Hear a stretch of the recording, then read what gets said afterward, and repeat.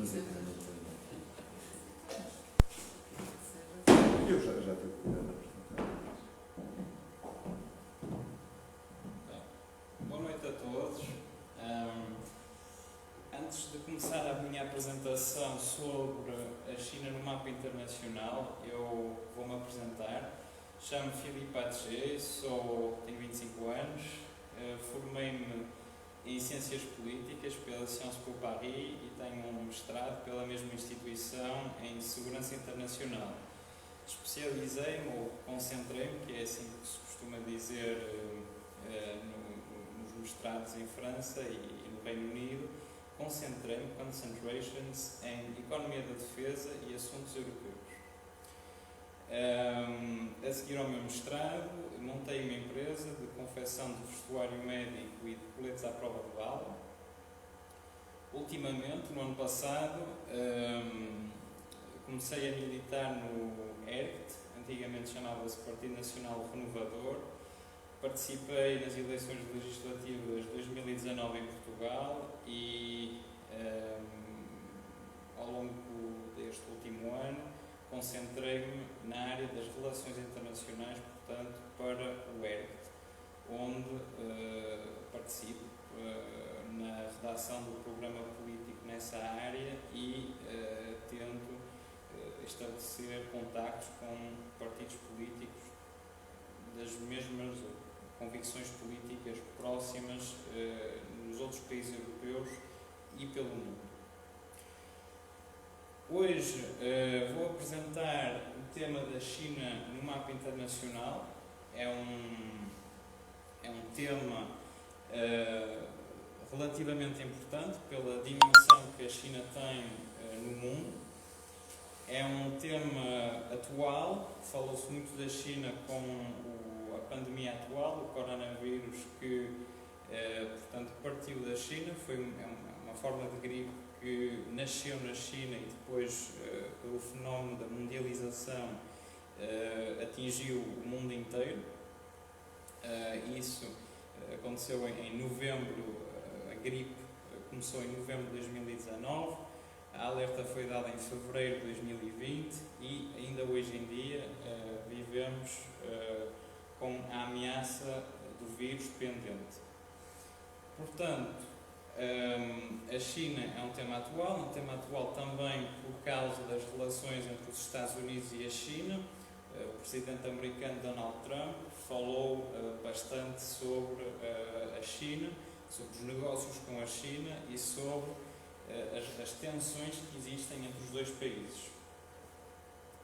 Eu acho pessoalmente o tema da China um tema extremamente interessante. Lá está, pela dimensão que a China tem e pela importância que tem no mundo.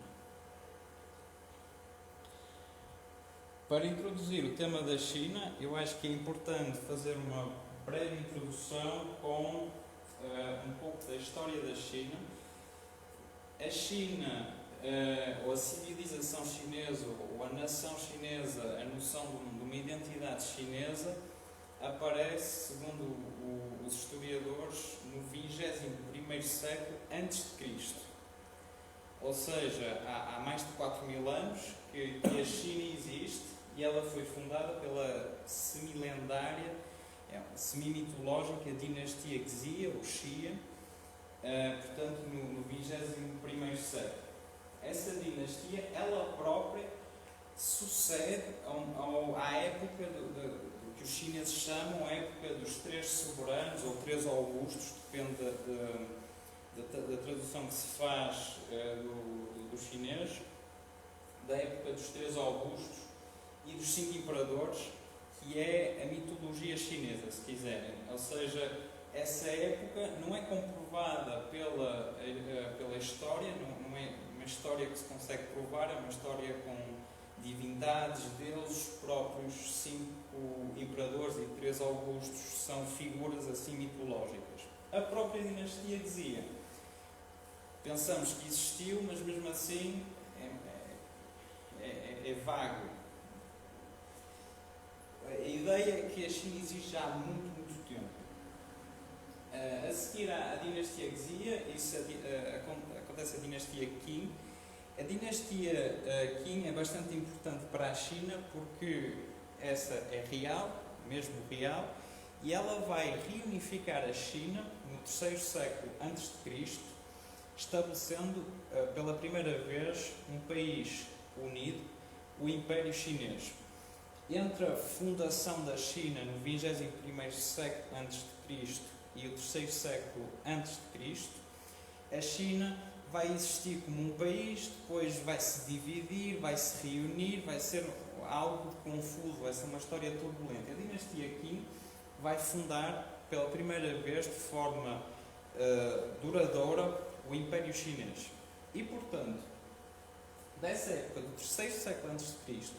até 1912 depois de Cristo, portanto, no 20º século, a China foi sempre governada por um regime político que se assemelha, se falarmos em termos ocidentais, em termos europeus, a uma monarquia absoluta, dinástica e com uma dimensão imperial. Reina sob ou governa o Império Chinês. Pus aqui o nome de algumas dinastias: Qin, Ming, Qin, que é diferente da primeira. A dinastia Qin é a última dinastia da China. Em 1912 acontece uma revolução devido a vários episódios de má gestão por parte da dinastia Qing no século XIX. No início do século XX acontece uma revolução por um partido nacionalista. E a revolução vai pôr uma primeira vez um fim à monarquia absoluta e vai instaurar a República da China. Mesmo assim, os próprios nacionalistas várias vezes tentaram restabelecer a monarquia absoluta. Os dirigentes nacionalistas faziam golpes de Estado contra eles próprios para se instaurarem como imperadores da China. E em 1949, o Partido Comunista Chinês inicia uma revolução e da República da China passamos para a República Popular da China. Portanto, essas duas últimas datas, 1912 e sobretudo 1949, são as datas-chave da China mais recente. O que é bastante importante é saber que a China não é um país recente, é uma das mais antigas civilizações, nações do mundo. Foi considerado durante muito tempo como um epicentro, um centro da civilização no mundo, e isso até ao século XVII. No século XVII há uma mudança dinástica, há uma guerra civil, vem a dinastia Qing. Essa guerra civil terá morto entre 10 a 20 milhões de pessoas, e na China são sempre essas dimensões muito grandes. Isso é outro dado importante do país, é que quando há uma epidemia ou uma guerra é logo aos milhões de mortos. E, portanto, no século XVII, essa guerra civil, essa mudança de regime, vai arruinar o país e, com o crescente imperialismo, vamos chamar assim para simplificar, com o crescente imperialismo europeu dos séculos XVII até o século XIX, no século XIX com a famosa Guerra do Ópio, com os britânicos, isso vai acabar por deitar completamente abaixo o Império Chinês. E, portanto, nos finais do século XIX, depois de muitas crises, de muitas fomes, guerras civis, guerras com potências estrangeiras, a dinastia Qing está completamente abalada e acontecem uma série de revoluções. Este ponto é essencial. A China existe desde sempre. 21º século, nós, na nossa história, são os egípcios. Por exemplo, os egípcios antigos, já a China existia nessa altura. E a Guerra de Troia nem sequer tinha acontecido. A Guerra de Troia aconteceu entre o 12º século e o 13º século antes de Cristo. Nem sequer aconteceu que já existia a China já há muito tempo. Portanto, para os chineses essa dimensão é fundamental. Eles existem desde sempre. que é a China hoje em dia? A China é o estado mais povoado do mundo, com 1,4 mil milhões de habitantes em 2019. As estimativas para 2020 põem a China com um pouco menos de 1,4 mil milhões de habitantes. Está quase igual com a Índia, mas a Índia ainda é segundo. Ou seja, isto representa 20% da população mundial. Um quinto das pessoas no mundo são chinesas. É o terceiro maior estado em termos territoriais, com 10 milhões de quilómetros quadrados. Primeiro PIB PPC, paridade de poder de compra, com perto de 30 bilhões de dólares americanos, ou metade disso, 15 bilhões de dólares americanos, se falamos em PIB nominal, e aí é a segunda economia do mundo, atrás dos Estados Unidos. A China, portanto, integra, no mundo está integrada em quase todas as organizações internacionais, são perto de 14. Pus aqui duas que me pareciam ser mais reveladoras, mais importantes a nível internacional. As Nações Unidas, a China, a República Popular da China, é um membro permanente do Conselho de Segurança das Nações Unidas, isso desde 1971,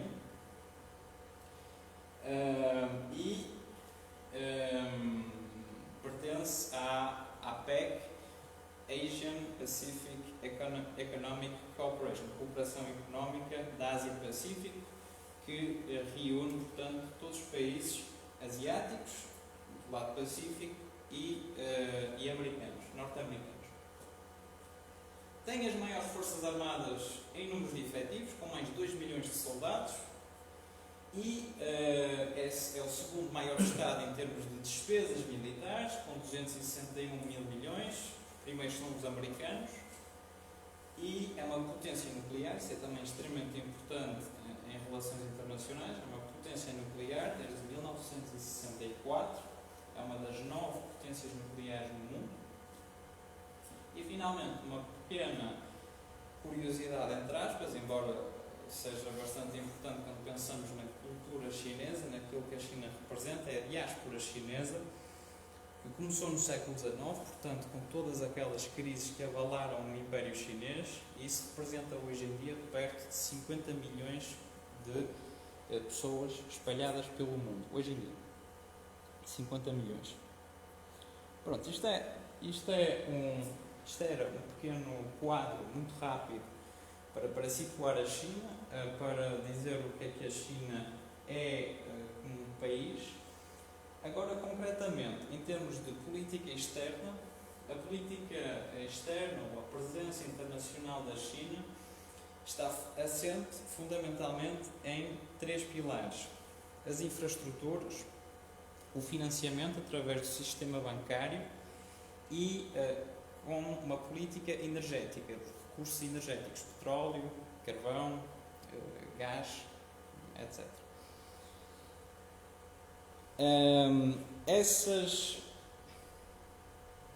Essa política externa em 3 pilares aplica-se ou concretiza-se em 3 espaços-tempos diferentes. Temos um primeiro espaço-tempo que é a China nacional, o país, juntamente com um espaço-tempo global, mundial, ou seja, as interações económicas da China, vamos dizer assim, a nível global, exportações, importações, portanto, esse é o primeiro espaço-tempo. Temos um segundo espaço-tempo que é a China na região da Ásia Oriental, ou seja, os vizinhos, a vizinhança da China, e temos a China em África. Isso é um dado mais recente, mas que é extremamente importante para perceber a atual política externa chinesa. Juntamente com esses 3 pilares que agem em 3 espaços-tempos diferentes, temos uma política externa que foi pensada e continua a ser pensada juntamente com uma diplomacia que nem se pode caracterizar de propriamente agressiva nem propriamente pacífica. É uma diplomacia que vai expor todo o potencial militar da China com a frota chinesa, com as armas chinesas, as inovações chinesas, com a disposição de soldados nas fronteiras. Há uma demonstração de força, mas ao mesmo tempo há todo um espírito de compromissos e de acordos que a China passa que caracterizam a política chinesa. Portanto, é uma política semi-agressiva, semi-passiva. Para atacar diretamente o primeiro espaço-tempo, que é a China no seu território e a China no mundo de uma forma muito geral, temos que voltar a 1978, que é a data verdadeiramente de início para esta apresentação. É uma data muito importante. São as reformas económicas de 78, promovidas pelo aquele que era na altura o líder da China, Deng Xiaoping. Essas reformas económicas foram intituladas pelos chineses de socialismo com características chinesas. Ou seja, isso foram reformas económicas que cujo objetivo era desenvolver a economia chinesa e projetá-la no mundo. Globalmente isso foi recebido como uma liberalização da economia chinesa. Antes dessa data, a economia chinesa era globalmente uma economia soviética, uma economia à imagem da URSS, e os chineses já nessa altura viram que não era um modelo económico que estava a funcionar, e o que eles fazem, aparentemente, é de transformar a economia, passar de um modelo comunista para um modelo semicapitalista. Porquê? Porque essas reformas económicas, o que é que fazem? São muito inteligentes.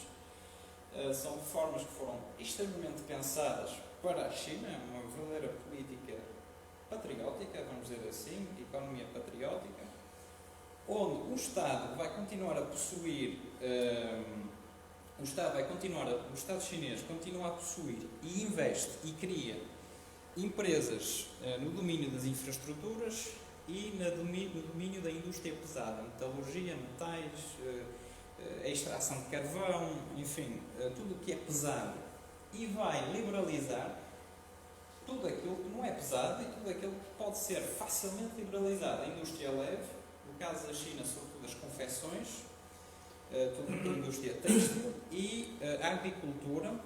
Os chineses tinham, em 1949, quando da Revolução Comunista, tinham morto perto de 2 milhões de proprietários de terras, proprietários agrícolas chineses, porque consideravam isso contra o comunismo. Em 1978, os mesmos comunistas vão liberalizar a agricultura e vão começar a criar toda uma classe de proprietários de terras que vão explorar isso de forma privada, assim como a indústria leve. Foi por isso chamaram isso socialismo com características chinesas. É assim um jogo de cintura entre uma ideologia económica e a outra. Fantástico. Porquê? Porque isso projetou a economia chinesa no mundo. O PIB chinês conheceu uma taxa de crescimento anual desde 1978 até agora de perto de 10%. Isso nunca foi visto.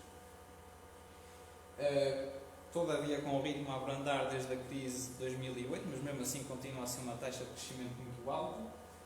O PIB chinês passou, portanto, em 1968 de 150 mil milhões de dólares americanos para 15 bilhões de dólares americanos em 2020. Isso é vezes 100. Ou seja, por ano, a China cria 100 vezes mais hoje do que criava em 1978. É imenso. Para um país que já em 1978 crescia de 2,5% em média por ano. Portanto, 2,5% passaram para 10%, e em termos absolutos de riqueza produzida é vezes 100. A China transformou-se no maior exportador de bens do mundo. Esses bens são bens relativos à confecção, são bens relativos à metalurgia, aos informática. Tem aqui os valores, 2,65 bilhões de dólares americanos, mas também é o segundo maior importador, com perto de 2 bilhões de dólares americanos. Mesmo assim tem uma balança comercial que é positiva. Exporta essencialmente para os Estados Unidos, 17% das exportações chinesas vão para os Estados Unidos. Hong Kong pertence à China, mas é uma cidade que beneficia de um regime de autonomia especial. Portanto, o que a China faz, a indústria chinesa que não está em Hong Kong produz, vende a Hong Kong e depois Hong Kong vai repartir pelo resto do mundo. Hong Kong sai para o resto do mundo. Mas pronto, os dados oficiais aparecem assim, portanto, mesmo montando os Estados Unidos, o Japão 7%, Coreia do Sul, a Alemanha. Portanto, vemos aí já muito rapidamente, vemos aí nas exportações os mercados chineses, a América do Norte, a Europa e, claro, os vizinhos, a Ásia. E importa essencialmente, isso é muito importante, do Japão, da Coreia do Sul, de Taiwan e dos Estados Unidos. Ou seja, importa essencialmente dos seus vizinhos. A China importa essencialmente dos seus vizinhos, não importa do resto do mundo. E os Estados Unidos aparecem com 8%. Porquê é que eu pus isto? Isso é importante porque isso explica, em parte, a dificuldade, as tensões existentes entre os americanos hoje em dia e a administração americana hoje em dia e a China. O diferencial entre as exportações e as importações é bastante importante. Em valor absoluto, é muito. E Donald Trump julga que isso é culpa das administrações dos presidentes americanos anteriores que fizeram maus negócios com a China, maus acordos, celebraram maus contratos que prejudicam a economia americana. E, portanto, de certa forma, a América hoje em dia, os Estados Unidos sentem-se lesados, sentem-se enganados e procuram reverter esta situação. Esse desenvolvimento económico chinês, essa produção de riqueza da China, permitiu o quê? Portanto, permitiu essa política externa assente em 3 pilares. Concretamente, a nível do setor bancário, a China é o maior setor bancário do mundo. Os 4 maiores bancos do mundo estão estabelecidos no território nacional chinês. E eu pus, é o Banco da China, ou seja, por ordem crescente. Em negrito tem o maior banco do mundo, que é considerado o maior banco do mundo, portanto, Banco da China, Banco Agrícola da China, Banco de Construção Popular da China e Banco Industrial e Comercial da China. Pelos nomes que eles têm, vocês percebem que são bancos do Estado. Mas eles, mesmo assim, hoje em dia, são os maiores bancos que existem à face da Terra. Existem mais bancos na China, privados e públicos, e eles, todos juntos, constituem o maior setor bancário. Através desse sistema bancário, a China consegue investir para eles próprios, território nacional, e conseguem investir, é isso que vamos ver logo a seguir, para o resto do mundo, para os vizinhos, para a África, para o resto do mundo. Portanto, essa parte de financiamento, vamos dizer assim. A nível de infraestruturas, a China conseguiu o seu desenvolvimento económico fenomenal através da construção de infraestruturas a nível nacional. Portanto, tem a maior rede de caminhos de ferro do mundo, caminhos de ferro de alta velocidade até, os mais altos arranha-céus e, que é o mais atual, isso já foi iniciado no século passado, mas aquele que é mais atual é um projeto gigantesco de ordem mundial de ligação da China ao resto do mundo. Portanto, este é um projeto para permitir o desenvolvimento da economia chinesa e a penetração da economia chinesa pelo mundo todo, por todos os continentes, através daquilo que se chama a Iniciativa do Cinturão e Rota, ou também chamada Nova Rota da Seda.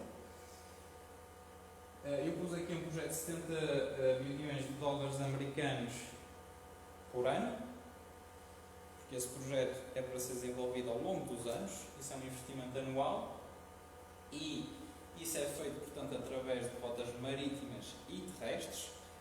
Concretamente, a China vai investir para desenvolver os portos, vai construir caminhos de ferro, vai construir tudo aquilo que precisa para poder exportar os seus bens, para que haja mercados em todos os continentes. Esse projeto diz respeito tanto à Ásia, como à África, como à Europa, como às Américas. É um projeto gigantesco.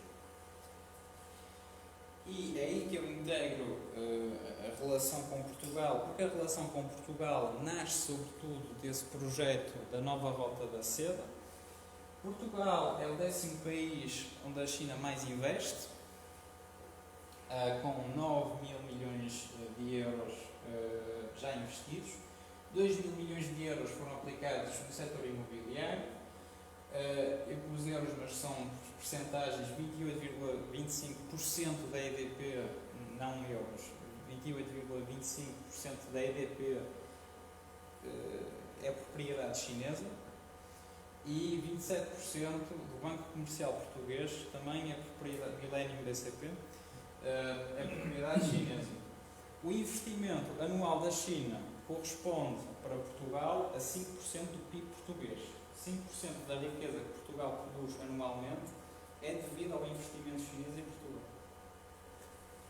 E, portanto, isto tudo faz parte da nova Rota da Seda. Vocês veem aí o investimento no setor imobiliário, infraestruturas e a energia, um dos 3 pilares, com a EDP, e com o BCP, a parte financeira. Sempre esses 3 pilares: infraestrutura, sistema bancário e a energia.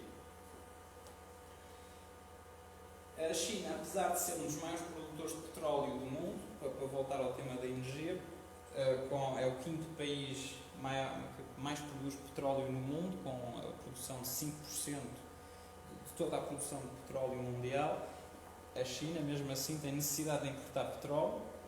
Portanto, basicamente, o que a China produz, ela consome e, mesmo assim, ainda precisa de importar mais. Essas importações, vamos ver mais tarde, vêm sobretudo da Angola, do continente africano. Eu pus aqui uns números para ter uma noção da dimensão. A China tem necessidade de importar perto de 10 milhões de barris de petróleo por dia. Para Portugal isso corresponde a... Portugal precisa de 318 mil em comparação. E claro, isso é o mais conhecido, a China é o maior produtor e consumidor de carvão à face da Terra, com mais de 3,5 mil milhões de toneladas produzidas. A Índia, que é o segundo maior, produz apenas, entre aspas, 700 milhões de toneladas. Portanto, há um grande diferencial. Esse investimento todo polui, há questões ambientais que são muito fortes, permite esse crescimento imenso, esse crescimento de 10% por ano. Isso era o primeiro espaço-tempo, a China no seu interior e a China no mundo de uma forma global. Com o crescimento da China, portanto, agora vamos encaixar no segundo espaço-tempo, que é o espaço da Ásia Oriental, a vizinhança da China.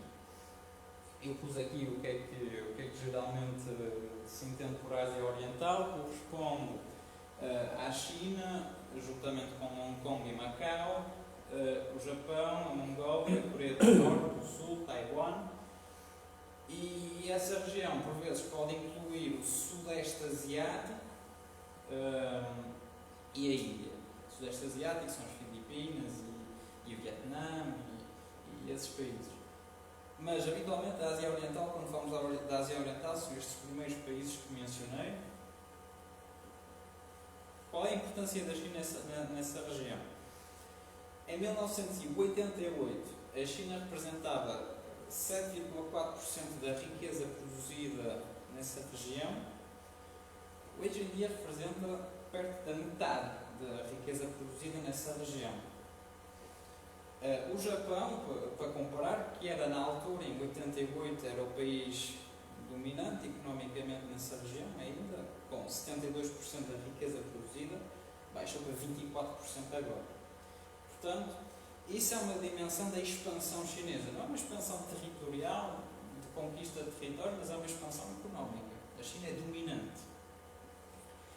E por isso, a China está cada vez mais a tornar-se o centro de gravidade de toda essa região.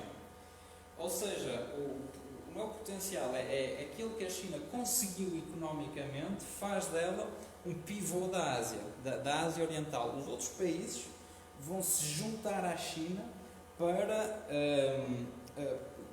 para uma referência económica, se quiserem. E é por isso que existe uma acomodação da parte desses países em relação à China, mais propriamente do que um confronto. Embora ultimamente se tenha muito insistido sobre a dimensão de confrontação com o Japão, por exemplo, ou com Taiwan, ou com outros países, que existem rivalidades, no entanto, a guerra não está assim muito próxima. O que existe sobretudo é uma acomodação, ou seja, sim, a China é muito grande, respeitamos isso, também não tem outra escolha, e esses países vão beneficiar ao mesmo tempo do Banco Asiático de Investimento e em Infraestrutura, que é outro banco chinês, liderado pela China, uma iniciativa chinesa. É um banco que se quer uma alternativa ao Banco Mundial, tem essa pretensão, entre aspas. Quer-se uma alternativa ao Banco Mundial, é um banco liderado pela China e, portanto, integra mais países do que a Ásia Oriental, mas os países da Ásia Oriental estão muito dependentes desse banco de investimento, basicamente. Lá está, mais uma vez, financiamento através de bancos e em infraestruturas. Existem, portanto, zonas contestadas, como eu disse, com quase todos os países vizinhos, com a Índia, com a Coreia do Norte, Coreia do Sul, o Japão, as Filipinas e Taiwan. Taiwan não é o nome Taiwan, chama-se República da China.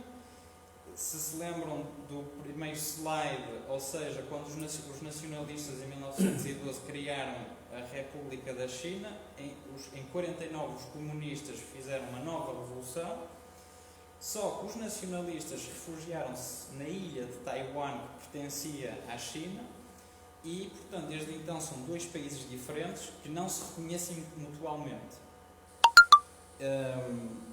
São dois países que não se reconhecem mutualmente e que, portanto, há uma espécie de guerra fria que existe entre os dois, sabendo que até 71 quem era membro do Conselho de Segurança das Nações Unidas era Taiwan. Em 71 expulsaram Taiwan para pôr a China comunista. Outro dado importante é que nessa região, na região da Ásia-Pacífico, que é uma região que engloba mais, que junta mais do que a Ásia Oriental, os americanos têm uma grande força militar de mais de 130 mil militares. Pus aqui um mapa, fiz aqui este mapa onde vocês têm, a azul tem a Ásia Oriental, este primeiro quadrado azul podem chamar isso de Grande Ásia Oriental, juntamente com o Sudeste Asiático, onde vocês vão ter aqui as Filipinas, a Índia, e depois o grande quadrado vai ser a Ásia-Pacífico. Portanto, o maior quadrado, os americanos, portanto, dispõem de uma força militar de 130 mil homens nesta região toda, espalhados, através da presença de uma frota militar, e, portanto, pus aqui a vermelho as zonas contestadas, as fronteiras contestadas, se quiserem, com a China, onde há tensões militares. Portanto, basicamente, é à volta da China toda. A China está aqui, vocês têm aqui várias zonas na fronteira com a Índia, aqui vocês têm a questão das ilhas Spratly, têm aqui Taiwan, têm aqui a zona contestada, o mar contestado com o Japão, Coreia do Sul, e aqui a fronteira com a Coreia do Norte. lado da China, mas mesmo assim tem alguma tensão a nível territorial. A China, nesta região, ocupa um lugar de pivô, centro de gravidade.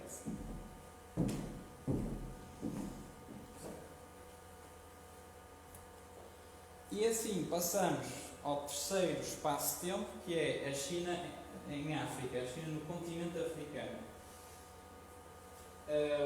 O potencial económico da China permitiu que a China saísse da zona da Ásia Oriental, que ganhasse uma dimensão internacional e que essa dimensão internacional se concretizasse sobretudo em África, muito mais do que nas Américas ou do que na Europa. Inicialmente a China é sobretudo um país com uma vocação e uma dimensão regional. Diz respeito sobretudo à Ásia. A China é sobretudo a Ásia, não é o mundo inicialmente. Mas a China vai encontrar em África, portanto, o lado que lhe permite essa exposição internacional. A China é o maior parceiro económico do continente africano, passou à frente dos Estados Unidos, com mais de 800 empresas chinesas que desenvolvem negócios em África. Essas empresas, lá está, encontramos sempre aqueles três pilares: infraestrutura, sistema bancário e energia, que se repetem aqui. Vou investir nessas áreas. A China integra a nova Rota da Seda, o grande plano chinês, a grande estratégia chinesa para permitir a boa exportação de todos os produtos chineses pelo mundo, e o investimento chinês em África tem um valor de 20 bilhões de dólares americanos por ano. A China concretiza essa dimensão internacional com uma presença militar em África. 1.500 soldados chineses estão permanentemente presentes em África, sobretudo na base militar naval que tem em Djibouti, na África Oriental. A China tem duplamente um interesse em África por causa da energia que precisa para funcionar. A China é uma máquina industrial, uma grande indústria, se quiserem, e por isso precisam de petróleo, e 1/3 das exportações de petróleo vem da África, essencialmente da Angola.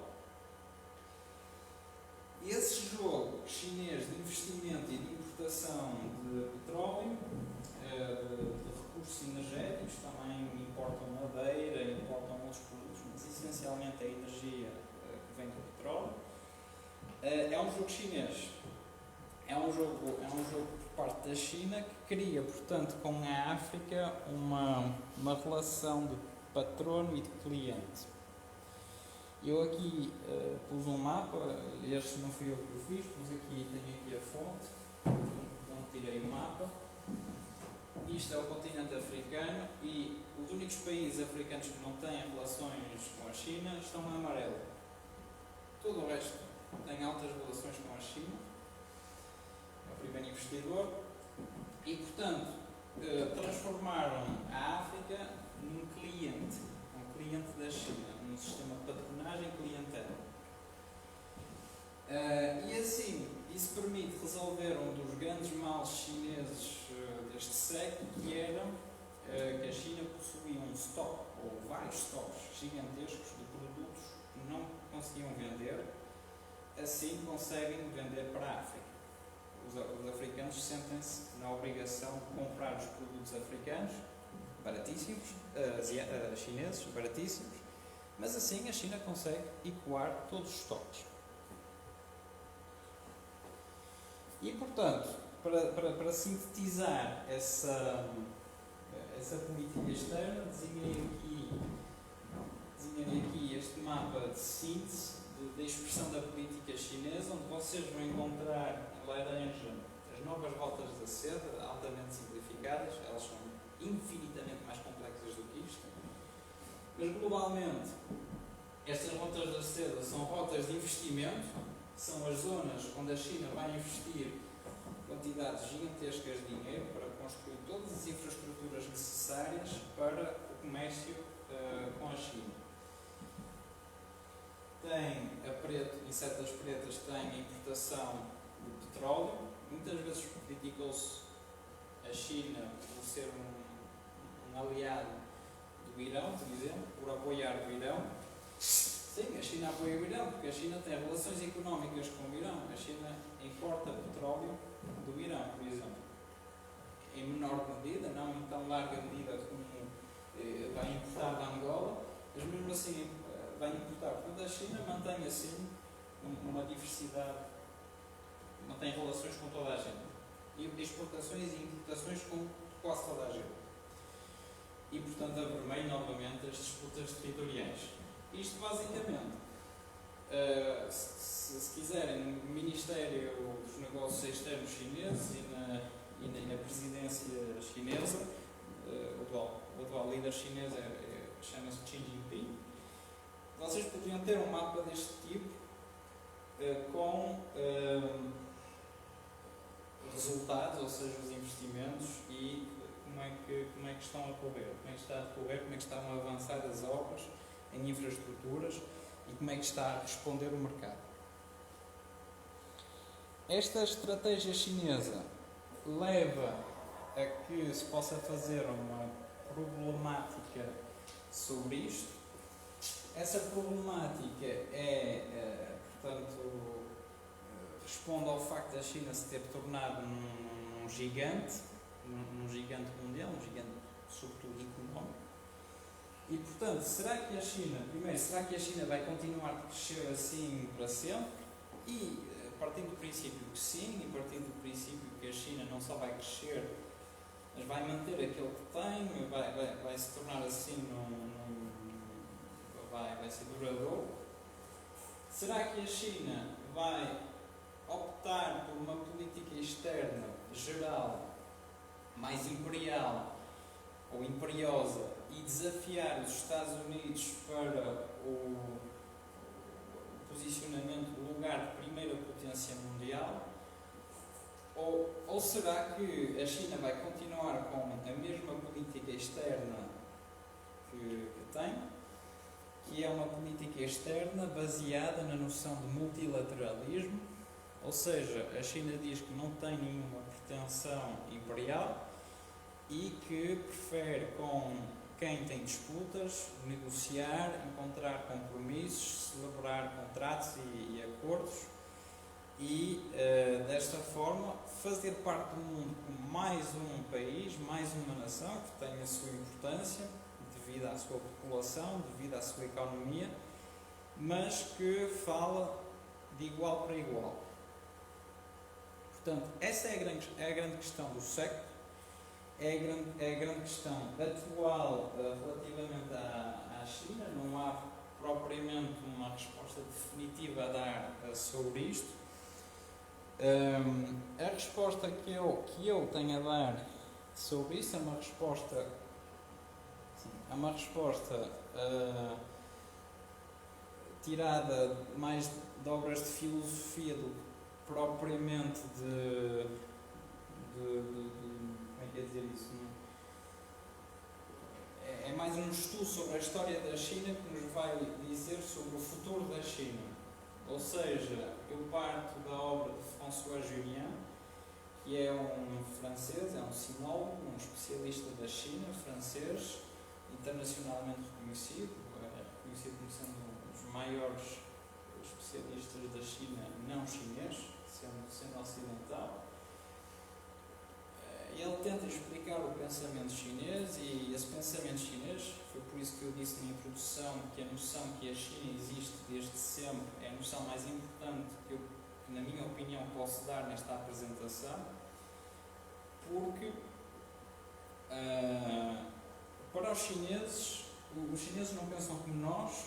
Os chineses pensam que a China é um elemento natural, tal como a água, tal como os minerais, como a natureza. A China existe desde sempre, apareceu como um mundo e só irá acabar quando o mundo acabar. Portanto, a China é algo dividente. Nós, nos nossos países, não. Nós temos uma data de fundação dos nossos países.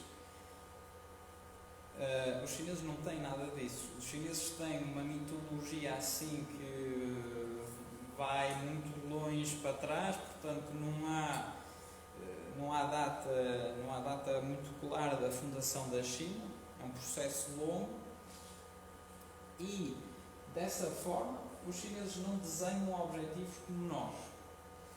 A mitologia deles, a história mítica deles, ensinou-lhes que eles devem seguir a corrente, que eles devem prever a ordem natural das coisas, como é que os elementos se estão a juntar, como é que os elementos se encaminham e, dessa forma, tem que seguir. Isso não tem que combater a evolução do mundo, lá está.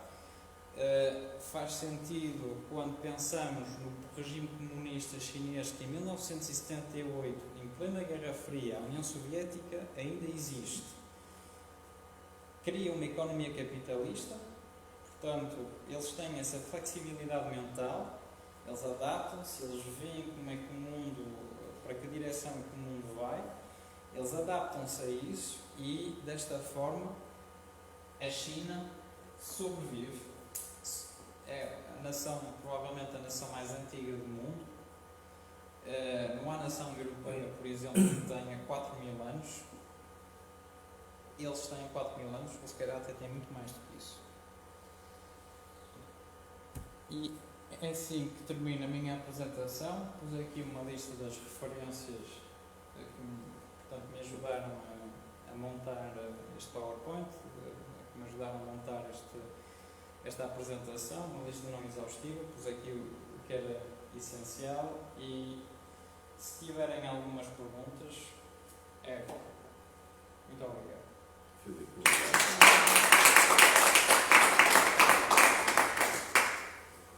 Olha, posso fazer uma pergunta?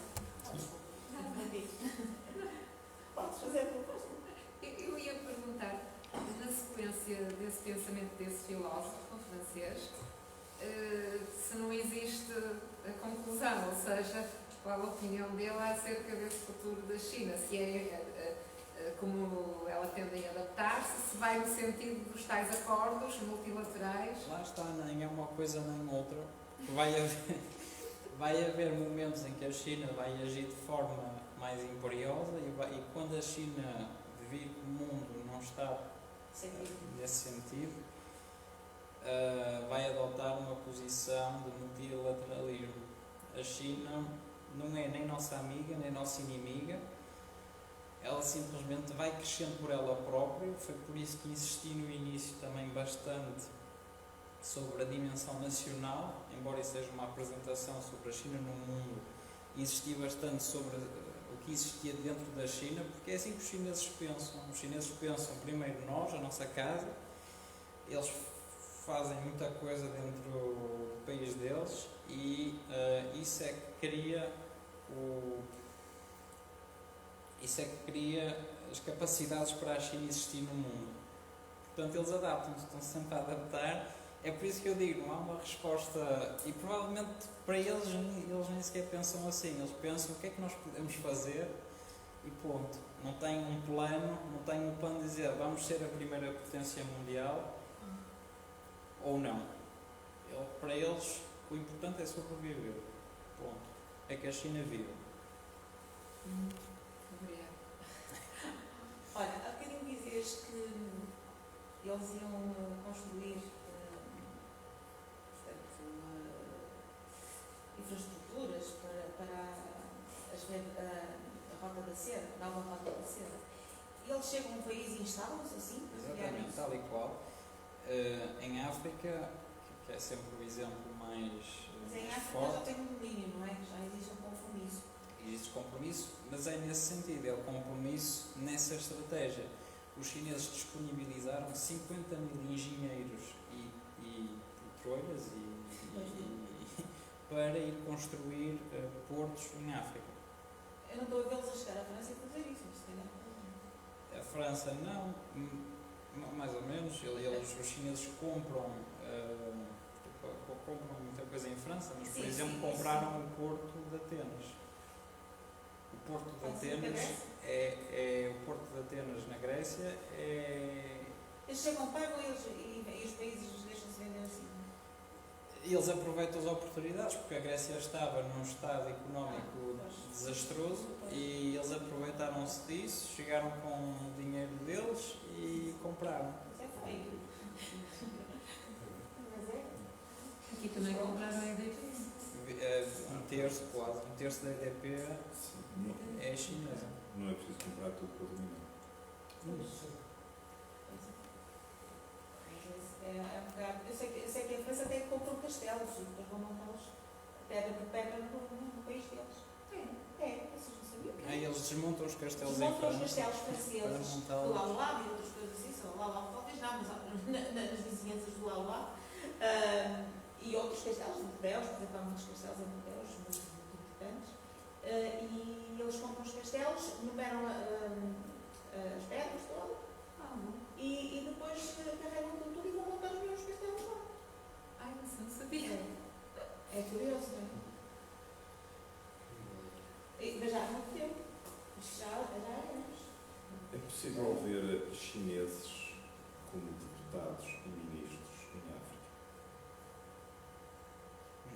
Não, acho que não, porque não sei, cá tenho um exemplo em mente. Não sei. tem. Mas A pergunta é provocadora. não, porque lá está, eles não querem propriamente isso. O domínio deles é mais económico, mais através da propriedade. Eles vão comprando títulos de propriedade e vão construindo infraestruturas e fazem dos países credores e devedores em geral. E livram-se de responsabilidades, não é? Sim, livram-se de responsabilidades políticas, não. São muitos têm a venda para comer. Mas não sei, é impossível. Em França, por exemplo, é impossível. Em França tudo é possível. Sim, tudo é possível, mas não sei, teria que ser um chinês da diáspora chinesa. Eu não falei muito da diáspora chinesa, porque a diáspora chinesa não é propriamente um plano da China, não é algo que a China empreende.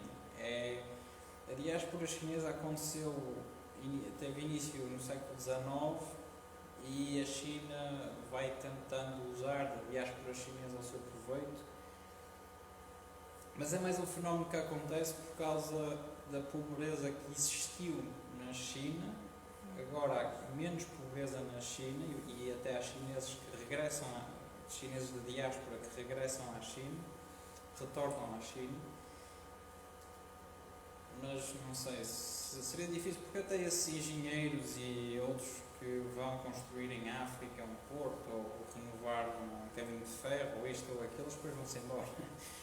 Eles trabalham lá uns anos e depois vão-se embora, eles não ficam. Está sempre a mudar. Achas que eles vão, tua opinião, que eles vão mesmo dominar, porque são dominantes, não é? Depois lá está, mas Vão dominar mais ainda? é assim, é como tudo, esse crescimento brutal tem vários limites, tem várias limitações. Essas limitações é a energia, eles precisam de uma energia fenomenal em petróleo, em carvão para trabalhar. Não é sustentável a longo prazo e Isso vai enfraquecer. lá está, vai enfraquecer. E depois chega a uma altura eles produzem tanta coisa em tão grande quantidade que as pessoas acabam por ter as coisas em casa, já não vai haver mercado, o mercado vai estar saturado com produtos. Que é o que já acontece, eles têm estoques enormes, é uma das falhas da China, têm estoques enormes de produtos defeitos e simplesmente não conseguem vender. Aí eu, um bocadinho o conceito, até à Segunda Guerra Mundial aqui na Europa, basicamente o que é que se dizia, toda a oferta, toda a produção gera a sua própria procura. Isso deixou de acontecer, ou seja, atingiu a saturação. E então é preciso criar estratégias. E uma das estratégias foi a diferenciação pela qualidade. E depois da qualidade foi a diferenciação pelo serviço. Portanto, aquilo que eu estou a prever no futuro é que a China vai melhorar pela qualidade. Não é? Eles têm carros que são quase cópias perfeitas de Rolls Royce, mas tem uma marca qualquer chinesa, um Xinjiang qualquer, pronto, e obviamente a qualidade está a anos-luz de distância, quer dizer, porque eles produzem, mas não se preocupam com os acabamentos. Por isso é que temos as empresas têxteis portuguesas a exportar para a China. Sim, é verdade. Ah, A é? China, Agora sim, está sim. assim? Nomeadamente, Não. uma coisa tão simples como que seja alcatifas, por exemplo, para cobrir o chão, Sim. são produzidos aqui na Maia e são enviados para a China. Em Oh. quantidades astronómicas. Oh. Tem a ver, porquê? Quando eles precisam de qualidade, eles lá não conseguem produzir, então têm que importar. E estamos a falar de um produto que é por industrialização. A China tem muita confecção. A indústria leve, ou seja, a indústria privada chinesa é essencialmente confecções. São centenas de milhares de chineses que trabalham, milhões de chineses que trabalham nas confecções, mas eles vão produzir, lá está, itens de uma certa qualidade. Quando precisam de outros produtos, vão importá-los essencialmente da Europa ou dos Estados Unidos. Determinados tipos O Bangladesh é um concorrente neste momento da China. Consegue ter esta máquina produtiva, mas a um preços mais baixos. É evidente que lá não há direitos de trabalhadores. Isso é uma coisa que não existe. Aquilo é trabalhar 7 dias a 7. E crianças Tudo.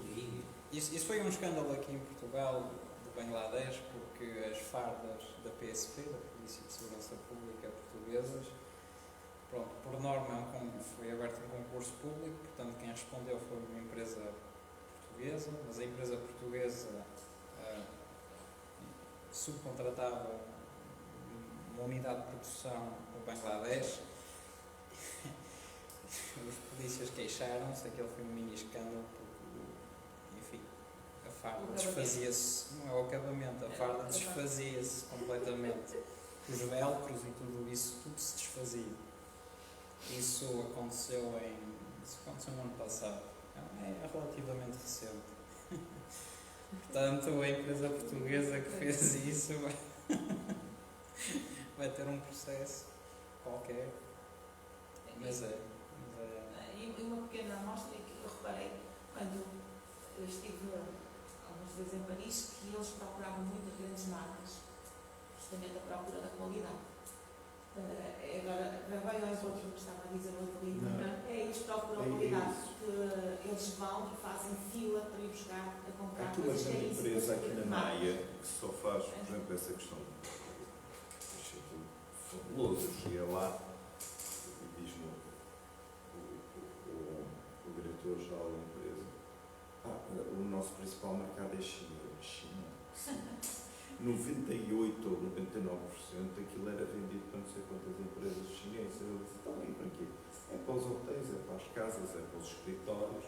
Então, vendemos toneladas. O que ele diz é que a alcatifa é cara, obriga, porque é uma alcatifa já de valor acrescentado, por causa da questão dos ácaros e por fora, dos tratamentos todos que tem, e só aqui é que conseguiam produzir. Eles já não tinham capacidade para produzir aquilo. Há falhas realmente. Agora, é interessante que o Império do Meio, que é o que significa China, exatamente o Império do Meio, de facto, em termos económicos, claramente lidera. No entanto, a moeda deles ainda continua a não ser uma moeda de referência. É moeda, e depois a própria China é uma referência.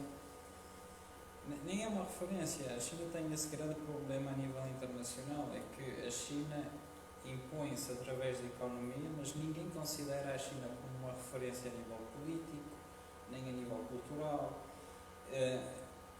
Por exemplo, um país como a França, que já não é um país tão dominante economicamente, nem propriamente militarmente, é um país de referência política, é um país de referência cultural. A China não é nada disto. Já foi isso no passado, no século XV até o século XVI, XVII, era isso. Hoje em dia já não é. E isso é outra das falhas da China, é que tudo aquilo que eles conseguem hoje em dia é baseado na força bruta da economia deles, na produção que eles têm, Mas eles não conseguem transformar isso em referência. Eles não são referência para ninguém. Nem para os vizinhos. Os vizinhos asiáticos, o Japão, Taiwan, ainda menos Taiwan, as Coreias, não veem a China como uma referência. É um parceiro económico que lidera. Ok. Como é que nós podemos fazer previsões para o futuro? Como vai ser a China em 2030? Daqui por 10 anos. Daqui por 10 anos. É pouco e é muito, 10 anos. É difícil dizer. Eu duvido que haja uma guerra, por exemplo, no Pacífico, entre os Estados Unidos e a China, ou entre a China e outros países vizinhos. Porque a China é uma potência nuclear, tem arma nuclear, isso é muito dissuasivo, por definição. Se não tivesse arma nuclear, eu acho que já teria acontecido uma guerra entre os Estados Unidos e a China. Como é uma potência nuclear, não acontece. Agora, é difícil porque o Japão tem muita mais-valia em qualidade de produção, isso a nível económico, por exemplo. A Coreia do Norte é um regime é um dinossauro ali no meio, é uma relíquia do tempo da União Soviética, age assim como uma forma de... é um dinossauro que anda ali. Não sei se vai sobreviver muito tempo. Sobrevive porque a China protege a Coreia do Norte, mas a partir do momento em que a China deixa de ter interesse nisso, não sei se a Coreia do Norte vai sobreviver. A Coreia do Sul tem proteção total dos americanos e vive muito da parceria com os Estados Unidos, mas mais uma vez, não quer dizer que os Estados Unidos continuem a manter a parceria com a Coreia do Sul. Por isso, eu acho que a China vai se manter. Eu acho que a China, durante um certo tempo, quanto tempo não sei, mas durante vários anos, se calhar uma geração, vai se manter uma potência líder, porque tem vizinhos que vão cair, que se vão desfazendo, as Coreias, acho que se vai desfazer, e outros países, Taiwan vai provavelmente se desfazer. Todos os Estados africanos, como têm parcerias com a China, todos apoiam que Taiwan faça parte da China, não é? Portanto, isso mais cedo ou mais tarde é isso que vai acontecer.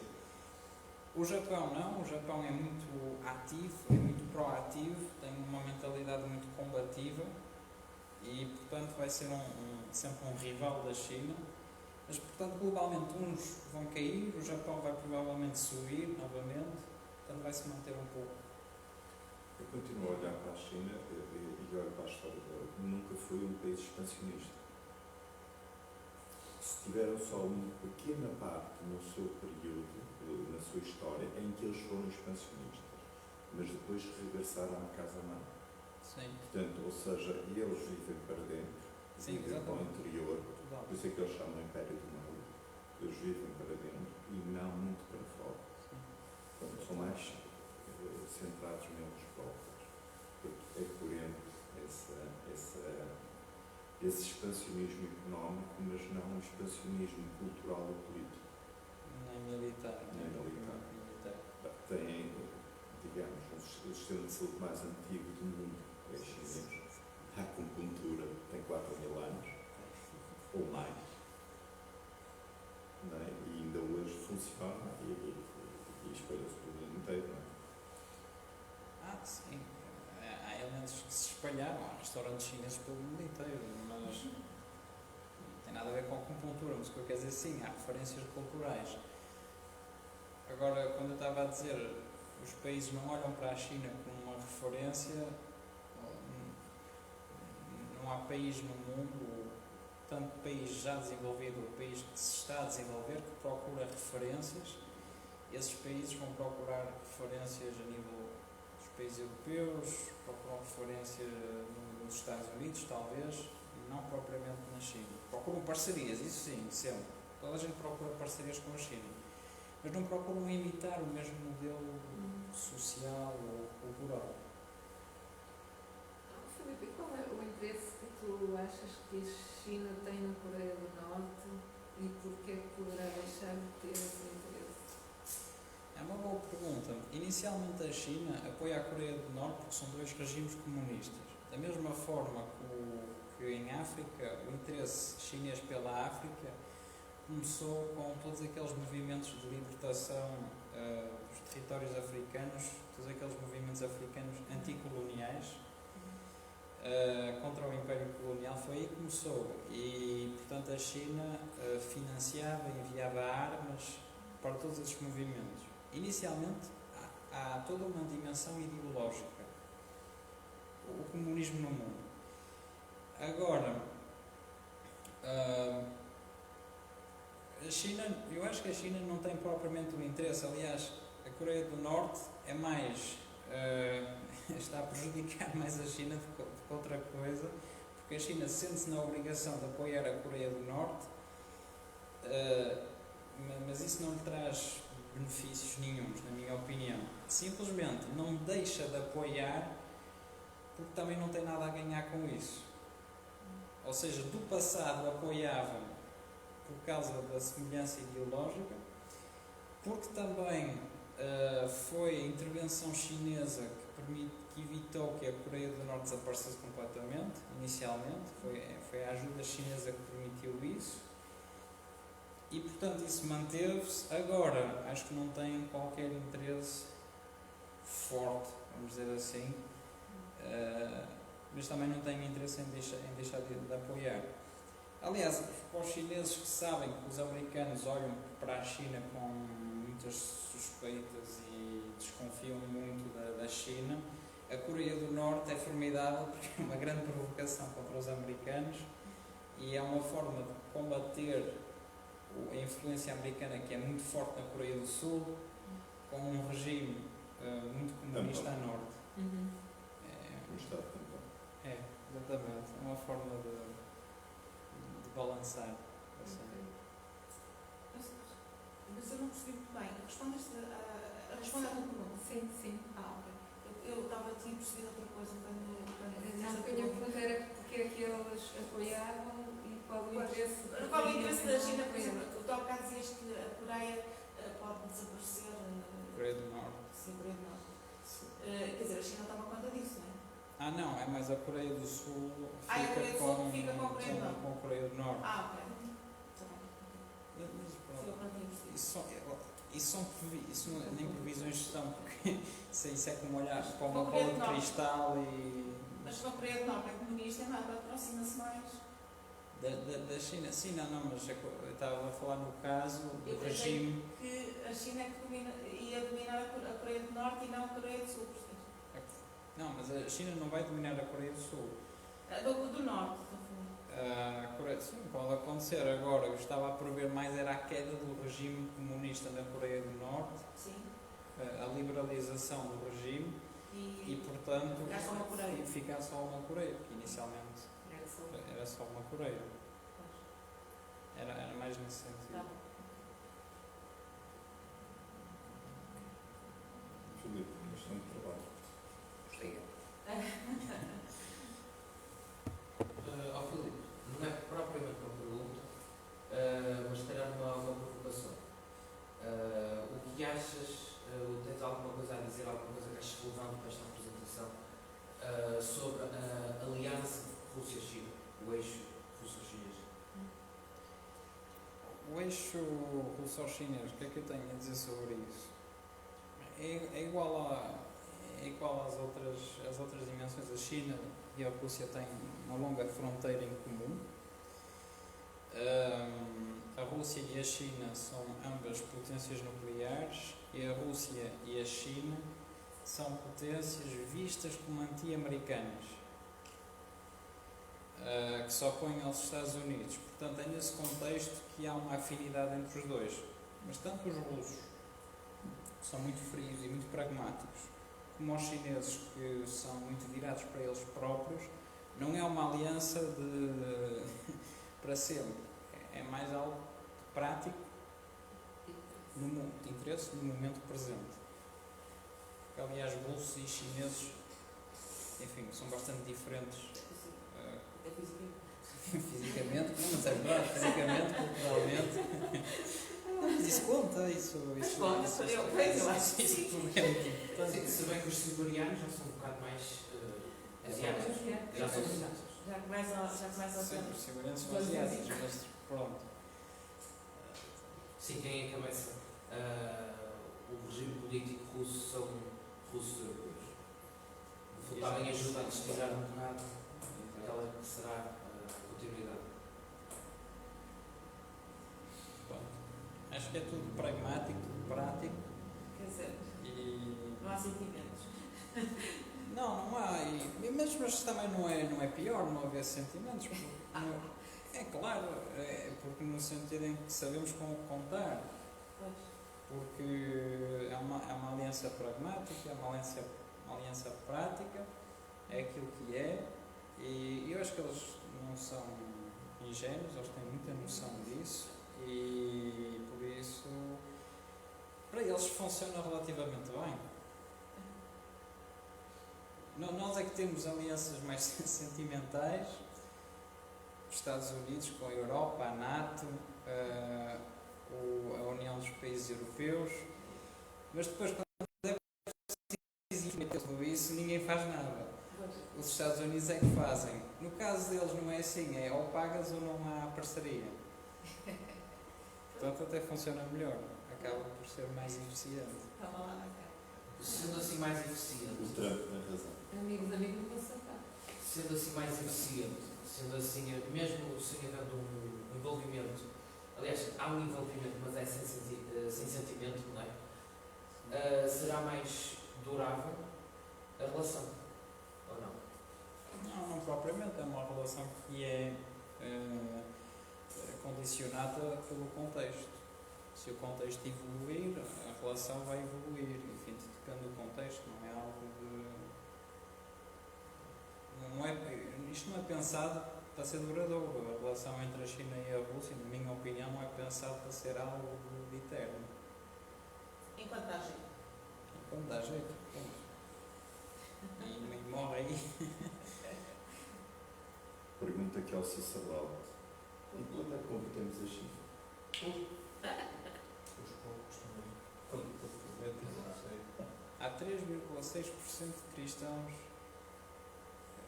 na China. Perseguidos. São perseguidos. É pouco. Oficialmente a China não tem religião e os chineses, a maior parte, não tem religião. A maior parte dos chineses vive de práticas culturais que têm um pouco de religião, mas não têm propriamente uma religião instituída. Mas O regime historicamente, comunista é fortemente contra a religião. É o ópio do povo, a religião, é a droga do povo. no entendimento, Para os comunistas, na minha opinião. E ocorre esta luta agora atual acabará por ser absorvida pela China ou interessa a China manter também esta saída económica? Interessa à China ter assim ter assim diferentes maneiras sempre de se organizar, mesmo até o próprio território chinês é algo relativamente centralizado, mas tem uma organização assim muito pragmática. Existem as províncias chinesas, existe a cidade capital que é uma entidade à parte, existe assim uma rede assim muito organizada, tudo muito organizado, mas com níveis de impostos diferentes, com tudo muito adaptado, muito pragmático.